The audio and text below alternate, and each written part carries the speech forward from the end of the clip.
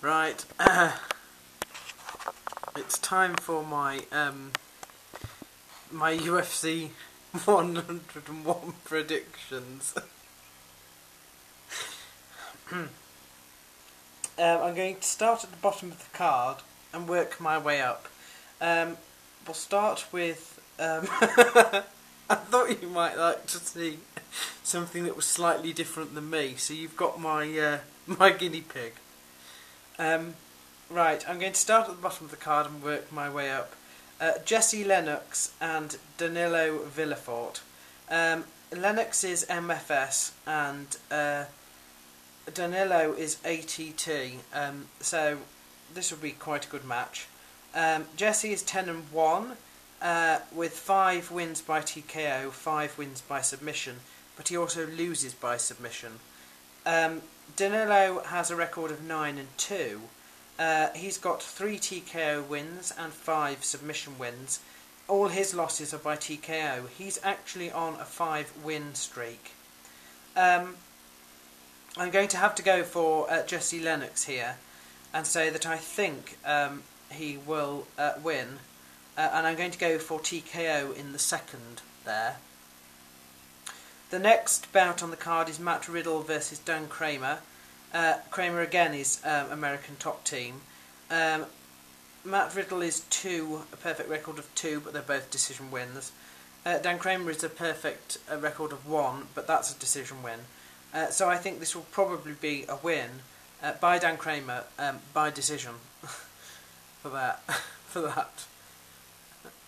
Poor Lozon, he's not used to being on camera, I don't think. The next bout is Tals Lights with a record of 14-2, 9 submission wins, but usually loses by decision.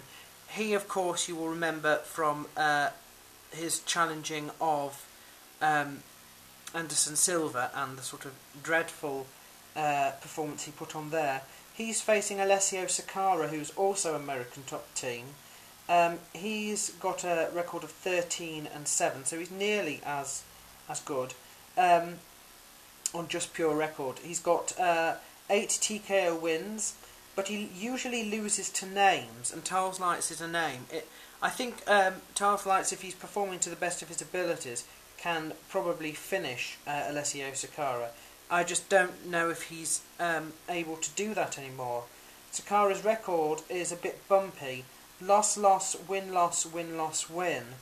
I'm going to go out on a limb here and say that I think that Tals Lights will probably win, but I think it might go all the way to decision. Yes, that's what I'll say. Tamden McCrory versus John Howard. I'm going for Tamden McCrory by TKO in the first. Shane Nelson versus Aaron Riley. Now, I could be wrong, but I think this match has just happened, as in like 2 or 3 events ago. I think this is a rematch. I seem to remember that the two fought each other and Shane Nelson won very, very quickly in the first. His record is 12-3. He's got 7 wins by decision. He fights under the banner of BJ Penn and he's never been finished. He's also on an 8-fight win streak. Aaron Riley, this could be Aaron Riley's rematch, I think. He's 27-11. He's got 5 TKO wins and 13 submission wins. I think that Aaron Riley might win this one, if it's the rematch I think it is. I'm going to go by Aaron Riley by submission, a bar in the second, I think, for that one. Josh Neer versus Kurt Pellegrino. I don't really want to make any prediction on this. Josh Neer, of course, is an MFS affiliate, and Kurt Pellegrino is, of course, personal friends with one of our forum moderators called Jojo. I think Josh Neer's experience will help him, but I wouldn't rule out Kurt Pellegrino in this. So I'm just going to say I hope the best man wins on that. Kendall Grove versus Ricardo Almeida. We're getting near the top now. Kendall Grove is from Team Punishment with a record of 10-5. He's got 6 submission wins, but 4 TKO losses. He happens to be the last person to fight Evan Tanner before he died last year, and he's only fought once since then.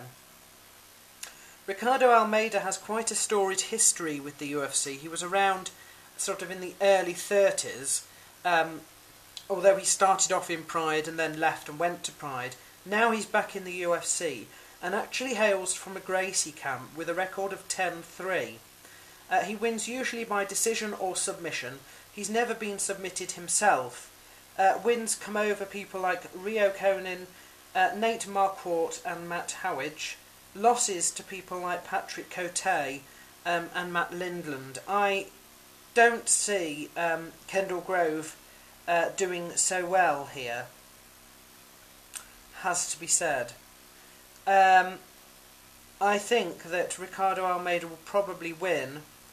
I'm going to go for a choke in the third, I think, there.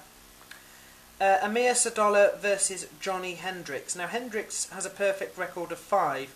He's making his UFC debut coming from the WEC. He wins usually by TKO. Amir Sadolla, you will remember, is former winner of one of the Tough series. He has not had such a good time with being sort of injured since. He was also a bit of an unexpected winner of that series. Likes to play the underdog, looks like he's going to lose and then suddenly wins. I don't think I know what's going to happen with this match, but I do think that Amir Sadolla will be able to pull it out. I shall go, I think, for TKO in the second, I think, with that. That's sort of really a wild guess. The main events now. Anderson Silva is fighting Forrest Griffin. It's not a title match, I believe, because Anderson Silva is going up in weight to fight Forrest Griffin. However, I do feel this is a bit of a how long can Forrest Griffin last. I don't really think he has much of a chance at all. I think that Anderson Silva will win within the first frame by TKO, depending on how good Forrest's heart truly is. Perhaps he'll manage to get into the second, but I do think the end result will be the same. That, of course, assumes that Anderson Silva is going to perform properly now the title is not at stake, and that Forrest Griffin's weight advantage won't be suddenly huge, which I don't think it will be. And the main event is BJ Penn versus Kenny Florian. Now, Florian has been here before, having fought with Sean Shirk all the way to decision. Something that BJ Penn will also be familiar with, as he fought to decision whilst contesting the lightweight championship twice before winning it. Once he lost, and once he lost by a draw. The thing is, with BJ Penn, the one advantage that Florian has this time is that Penn has just fought for the title at welterweight and not done so well against George St. Pierre at all. Whether that will affect his mental health, I don't know. But it's hard for me, really. I would love to see Kenny Florian win. I really would. I just don't... I think he has more chance of winning than a lot of other people who have fought Penn recently. However, I still think that Penn will probably win. He does tend to gas later in the rounds, and it will be a championship of 5 rounds. However, at lightweight, you know, that slowing down probably isn't going to be enough to make much difference. I'm going to have to say that I think it will end probably by a submission in the third. I would love for Kenny Florian to win. I just think it's quite hard to see Penn not winning, really. So there we are. Leaves a bit of a bitter aftertaste in one's mouth, doesn't it? But there we are. And I hope you've enjoyed just sort of watching Lauzon, my guinea pig, throughout this performance. Yes. So there we are. Those are my predictions.